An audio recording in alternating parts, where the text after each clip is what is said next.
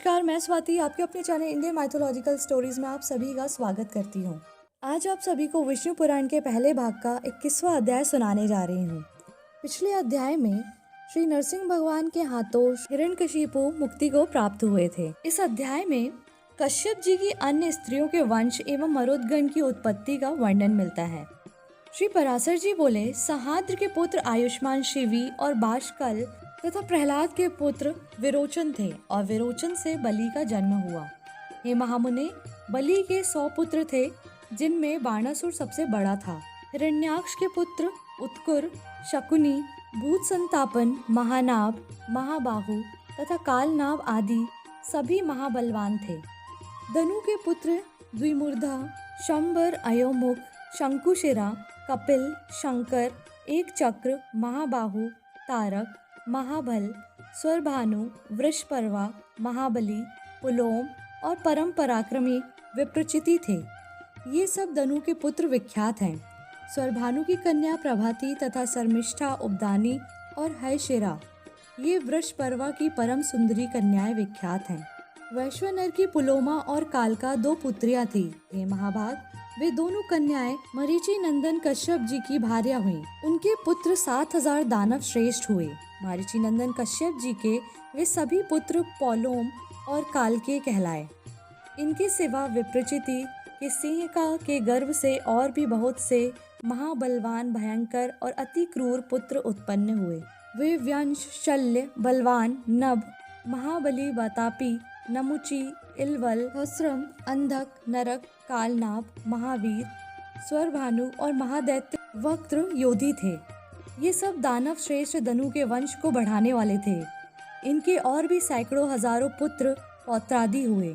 महान तपस्या द्वारा आत्मज्ञान संपन्न दैत्यवर प्रहलाद जी के कुल में निवात कवच नामक दैत्य उत्पन्न हुए। कश्यप जी की स्त्री ताम्रा की शुकी, सेनी, भासी, सुग्रीवी, शुचि, गृध्रिका, ये 6 अति प्रभावशालिनी कन्याएं कही जाती हैं। सुकी से शुक, उलूक और उलूकों के प्रतिपक्षी काक आदि उत्पन्न हुए तथा शेनी से शेन, भासी से भास और गृध्रिका से गृधों का जन्म हुआ।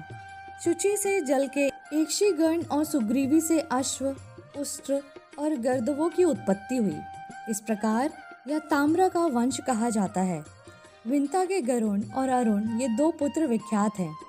इनमें पक्षियों में श्रेष्ठ सुपर्ण अति भयंकर और सर्पों को खाने वाले हैं।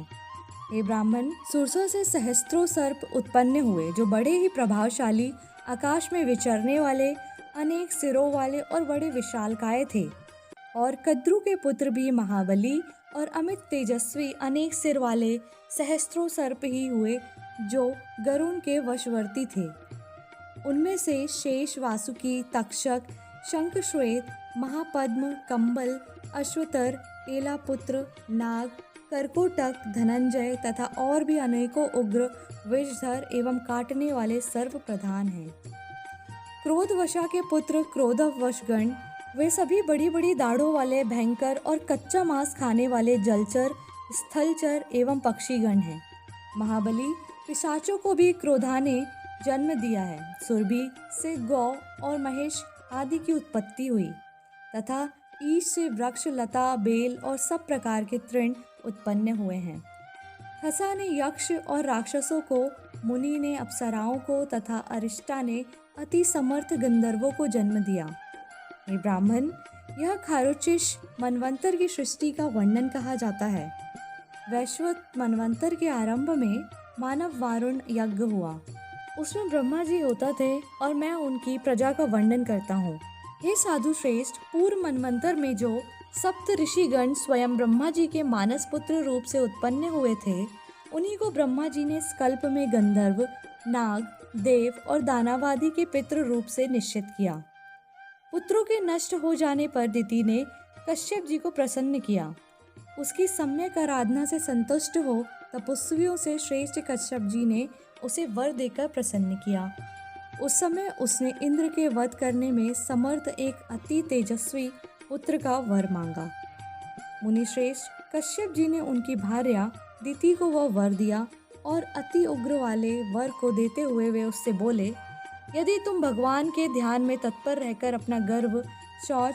हे सुंदरी, गर्भिणी स्त्री को चाहिए कि सायंकाल में भोजन ना करें, वृक्षों के नीचे ना जाएं और ना ही वहां ठहरे ही तथा लोगों के साथ कलह और अगड़ाई लेना छोड़ दें। कभी केश खुला ना रखें और संयम पूर्वक 100 वर्ष तक धारण कर सकोगे तो तुम्हारा पुत्र इंद्र को मारने वाला होगा। ऐसा कहकर मुनि कश्यप जी ने उस देवी से संगमन किया और उसके बड़े शौच पूर्वक रहते हुए वह गर्भ धारण किया। उस गर्भ को अपने वध का कारण जान देवराज इंद्र भी विनय पूर्वक उसकी सेवा करने के लिए आ गए। उसके शौचादि में कभी कोई अंतर पड़े, यही देखने की इच्छा से इंद्र वहां हर समय उपस्थित रहते थे। अंत में 100 वर्ष में कुछ ही कमी रहने पर उन्होंने एक अंतर देख ही लिया। एक दिन दिति बिना चरण शुद्धि किए ही अपनी शैया पर लेट गई। उस समय निद्रा ने उसे घेर लिया। तब इंद्र हाथ में वज्र लेकर उसकी कुक्षी में घुस गए और उस महागर्भ के 7 टुकड़े कर डाले। इस प्रकार वज्र से पीड़ित होने से वह गर्भ जोर जोर से रोने लगा।